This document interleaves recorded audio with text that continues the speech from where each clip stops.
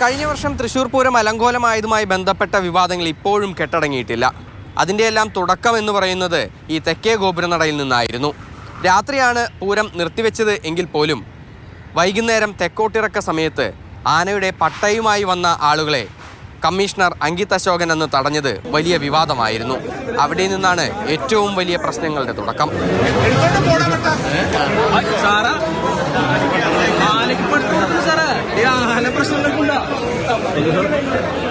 തിരുവമ്പാടി വിഭാഗത്തിന്റെ മഠത്തിൽ വരവ് വരുന്ന സമയത്തായിരുന്നു പോലീസിന്റെ ബാരിക്കേഡുകൾ തടസ്സമായത്. സംഘാടകർക്കുൾപ്പെടെ സ്വരാജ് റൗണ്ടിലേക്കും അതുപോലെ തന്നെ വടക്കുന്നാഥ ക്ഷേത്ര മൈതാനത്തേക്കും കടക്കാൻ കഴിയാത്തത് വലിയ പ്രതിഷേധങ്ങൾക്കിടയാക്കി.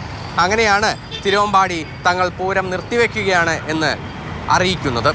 അതോടുകൂടി പ്രശ്നം രൂക്ഷമായി.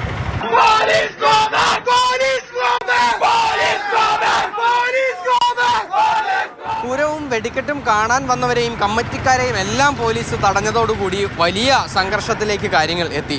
പോലീസിനെതിരെ നാട്ടുകാരുൾപ്പെടെയുള്ളവർ തിരിഞ്ഞു. അതിനിടയിലാണ് തിരുവമ്പാടി ദേവസ്വം ഓഫീസിൽ നാടകീയ രംഗങ്ങൾ അരങ്ങേറിയത്.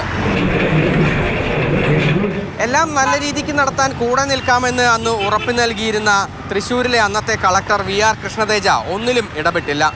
മാത്രമല്ല, അതോടുകൂടി തിരുവമ്പാടി ദേവസ്വം ഒരു നിലപാടെടുത്തു. പൂരവും വെടിക്കെട്ടും തങ്ങൾ നിർത്തിവെക്കുകയാണ്. ഇനിയൊരു ചർച്ചയിലൂടെ മാത്രമേ അത് വീണ്ടും തുടങ്ങാൻ കഴിയൂ എന്ന സ്ഥിതി എത്തി. വെടിക്കെട്ട് ആരംഭിക്കുന്നതിന്റെ ഭാഗമായി എത്രയും പെട്ടെന്ന് തന്നെ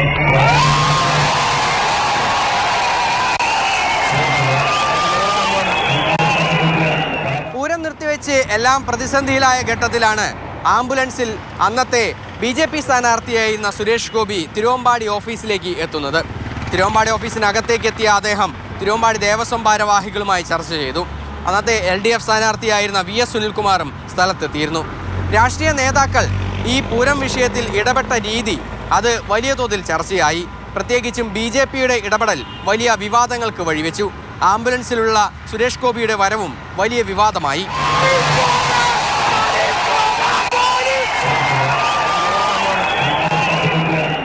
പുലർച്ചെ 3:30 പൊട്ടേണ്ടിയിരുന്ന വെടിക്കെട്ട് കാണാൻ അക്ഷമരായി ഒരുപാട് ആളുകളാണ് ഇവിടെ കാത്തിരുന്നിരുന്നത്. പക്ഷേ ഒന്നും നടന്നില്ല.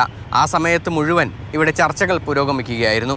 ഒടുവിൽ ഏകദേശം 7 മണിയോടുകൂടിയാണ് മന്ത്രി K രാജൻ ഉൾപ്പെടെയുള്ളവരുടെ നേതൃത്വത്തിൽ നടന്ന ചർച്ചയ്ക്കൊടുവിൽ വെടിക്കെട്ട് നടത്താമെന്നും തിരുവമ്പാടി പാറമേക്കാവ് ദേവസ്വങ്ങൾ ഉറപ്പ് നൽകുന്നത്. അങ്ങനെ 7:30യോടുകൂടി 2 വെടിക്കെട്ടുകളും അവസാനിച്ചു. പക്ഷേ അപ്പോഴും വിവാദങ്ങൾ ബാക്കിയായിരുന്നു.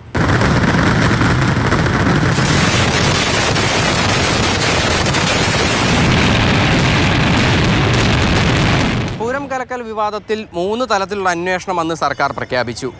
ADGP ആയിരുന്ന MR അജിത് കുമാറിൻ്റെ അന്നത്തെ ഈ പൂരം വിഷയത്തിലുള്ള പങ്കുൾപ്പെടെയുള്ള കാര്യങ്ങൾ അന്വേഷണത്തിൻ്റെ ഭാഗമായി.